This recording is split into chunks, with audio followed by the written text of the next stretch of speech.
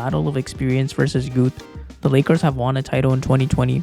The Grizzlies are the 5th youngest team in the NBA, but have still made the playoffs the past few years. At the end of the game in the fourth quarter, the Lakers couldn't hold on to the lead because Anthony Edwards, who was 1 of 12 prior to his dunks, layups, and drives, was scoring to catch up at the fourth quarter and overtime, which is blowing by everyone for easy buckets late game. This is unacceptable in a playoff atmosphere at a time when the Lakers could have closed out the game much earlier. We could see LeBron was exhausted by the end of the game. The Lakers can't afford to extend unnecessary games like this against a much younger team in a tough matchup where the series could go long. If the Lakers struggle to contain an explosive rim finisher like Anthony Edwards in one game, imagine having to contain Ja Morant for a whole series who goes downhill every possession. Lakers are 3rd in defensive rating after the trade deadline, but the Grizzlies have been 2nd in defensive rating over the whole season.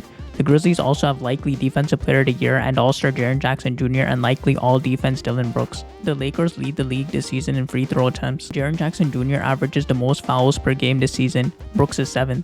Jaren Jackson Jr. in the playoffs, however, averages even more fouls per game with 4.4. Brooks also leads the league in technical fouls with 18 this year. Jaren Jackson is 19th with 9 technical fouls. These are especially costly in close playoff games where intensity will increase. Grizzlies' biggest concern is foul trouble, as both Dillon Brooks and Jaren Jackson Jr. are among the league leaders in fouling. Lakers also average a ton of free throws. In fact, their playstyle depends on drawing free throws from drives. The Lakers' playstyle will pose a huge issue for the Grizzlies, who will try to defend without fouling against a team that's one of the best at drawing fouls.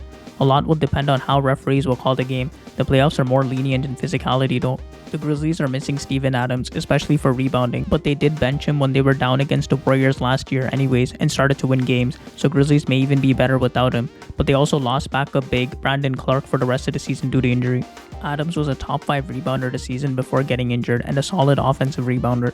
AD has put up monstrous numbers against Memphis this season, averaging 29 points, 20.5 rebounds, and 3.5 blocks in the 2 games he's played, while JJJ has averaged 18.7 rebounds and 3.3 blocks. Davis averages almost 3 times as many rebounds as Jaren in this matchup. Jaren Jackson Jr. as a starting center would simply not average enough boards, especially over Davis, exposing a massive weakness for the Grizzlies. The Lakers have no answer to Ja though, as none of their guards could keep up or defend him. Ja averages 26.6 points, 7.2 assists, 4.6 rebounds, and 1.6 steals in 10 games against the LeBron Lakers.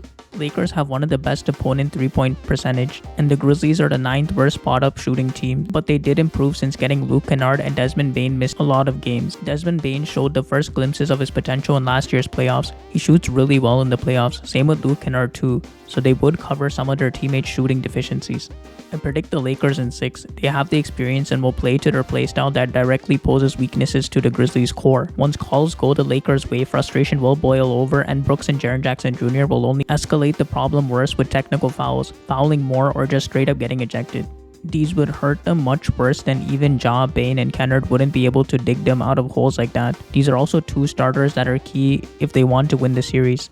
While the Grizzlies weren't sure if they'd face the Timberwolves or Lakers and didn't prepare until Thursday morning, LeBron has clearly been doing his research and provided a whole scouting report of the Grizzlies after the play-in game against the Timberwolves, so LeBron is definitely prepared. LeBron, I know you said you're going to lock into things more on Thursday, but what are your early thoughts on the matchup with Memphis and just kind of...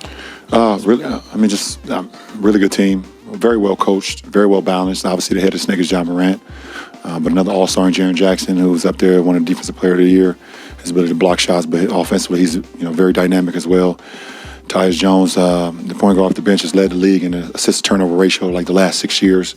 So he complements them very well. Desmond Bane, I think in his 3rd year, 2nd or 3rd year, but he plays like a veteran. His ability to shoot the ball from the 3-point line is also his ability to, attack an early transition.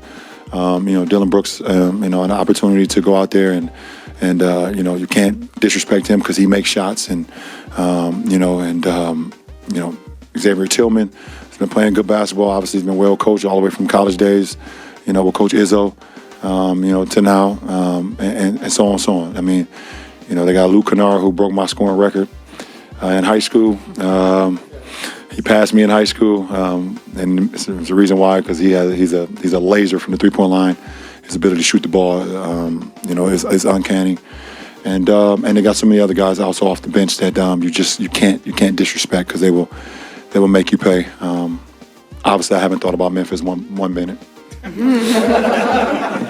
Ja will have his way, but Jaren Jackson Jr. has struggled offensively in the playoffs over his last 2 playoffs so far, averaging only 39% field goal. The Lakers are much more methodical in their offense, and with the Lakers playing at home in Game 6, I see them finishing off the series. Check out my utter preview and prediction video for the most exciting first round matchup, the Suns vs Clippers.